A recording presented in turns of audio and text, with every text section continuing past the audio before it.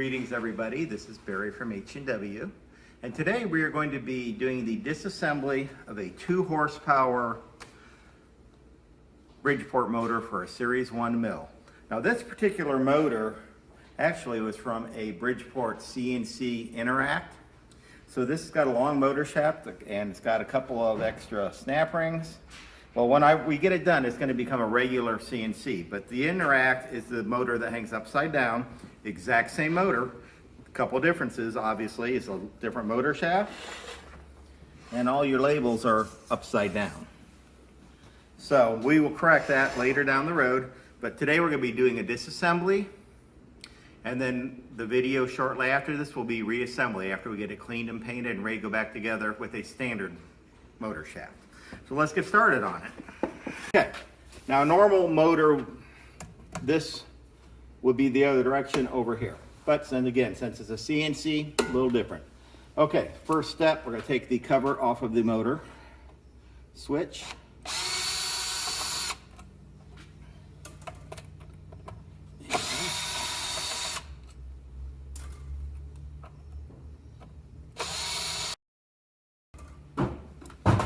Now this particular motor is wired 240. So we will, at this point, we're going to remove this cover also. We use a nut driver, the 7/16 nut driver. And look, there's an original gray color underneath.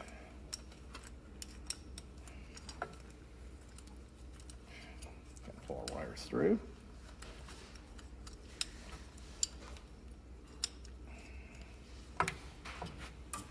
Well, I forgot to disconnect it from the little pigtail that's got left on here, so let's do that real quick.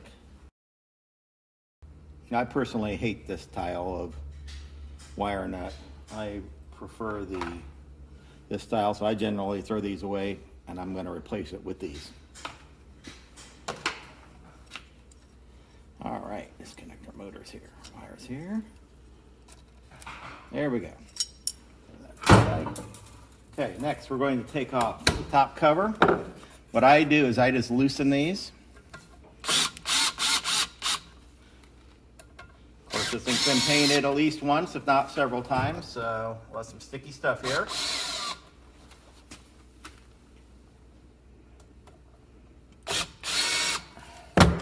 Most likely will not pop off. Big rubber mallet, it's kind of tape it loose. Okay. Now you'll notice the inside of this one is full of chips and everything because this is from a CNC and the motor actually rides upside down. So it's an extra mess for us. Next, we're going to remove the fan. 2 pry bars up underneath the lip. You can normally get underneath the lip without a problem. You can see that there. Just pop it off. Just like that. That's it.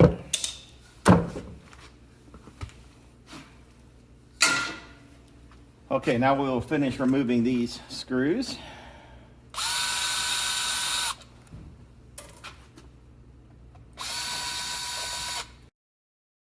These screws consist of the screw, a spacer, and 2 rubber grommets, which we'll get into when we put it back together again. Take the cover off. Same thing. Now, a lot of times if you do this, the cover will actually come off with this housing. If it does, that's great. Once you get it off, if you want to take it off the rest of the way, you can just give it a quick pop with your bottom of your dead blow, kind of like this. There you go. Now you have your outside shield and you have your little cover that goes on top of that. Okay, now we're getting down to the meat of the deal. Now we're going to use a, let me see the size of this thing off the top of my head.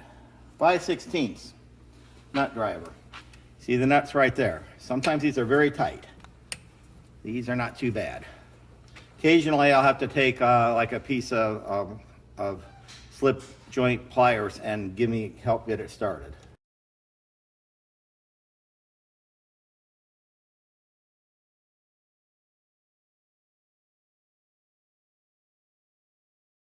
Get the screws out. Now we're going to go back to our pry bars.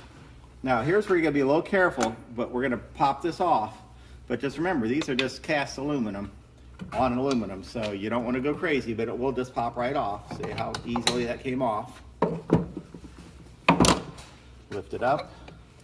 When you lift over, you notice I'm breaking up all this old tape. We'll rewrap it when we put it back together again. Slide it all off, and okay, now you have a wavy washer, which sometimes will stay in here, sometimes will go in here. The other thing you want to look for is inside here. A lot of times there are extra spacers. There you go. This one has a couple in it. You want to keep track of these because you're going to want to put them back in when you put this back together. This is how it was spaced at the factory. Okay, so once you have this cover off, you can grab this and try to lift it.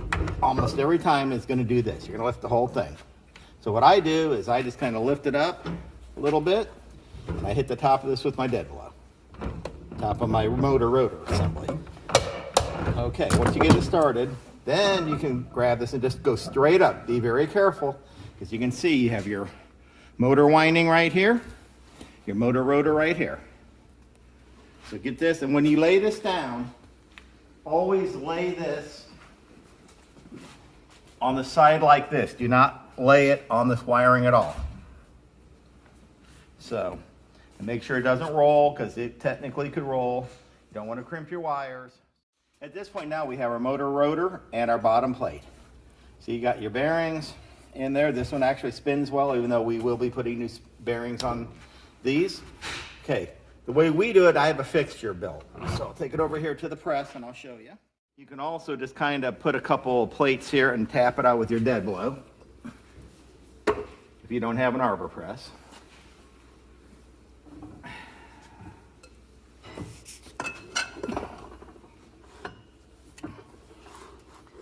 Put it up in there, and all you do is a little quick press, knock the bearing out, pull it out. Now we have our bottom cover off. And here's your motor rotor shaft. And we're gonna knock these bearings out real quick, just because that would be the next step, and I want you to see how to do it, how we do it.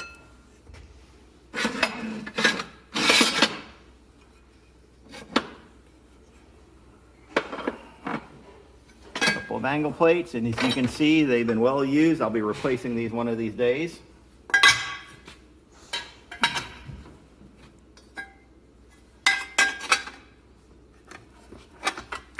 Pop them under there, underneath your press. You can use a puller. If you don't have something like this, you can just use a little puller. It'll do the same thing. That one. Pull it out. Turn it over. And this is a CNC, so it actually will not fit under here. So I will end up having to do this the other way, but you would do the exact same procedure to get this off the bottom. So at that point, we've disassembled it, and that's where we're going to stop the video for now. So look for our reassembly video very soon. And as always, thanks for watching, and please subscribe to our YouTube channel. Have a great day.